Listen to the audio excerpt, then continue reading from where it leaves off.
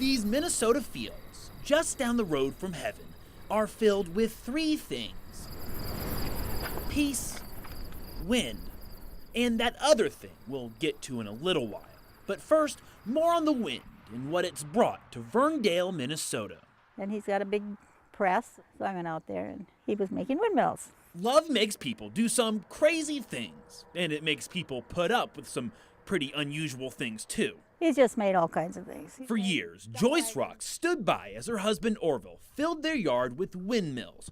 Part business, part, well...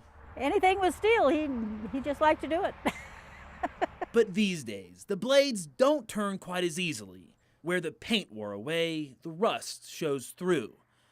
That's because Orville is no longer around to take care of them. 4 years ago, the 1st of July.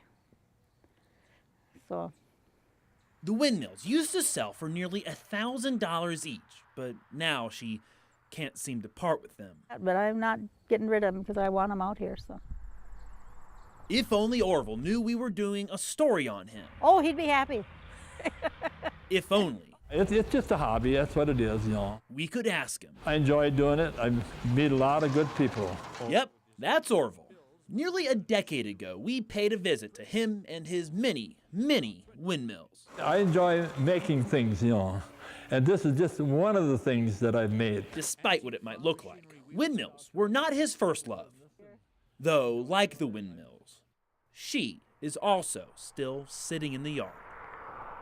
Sometimes out here, the peace and the wind are hard to come by. Now there's nothing, you know, the windmills are hardly turning. But it's that other thing you can always count on.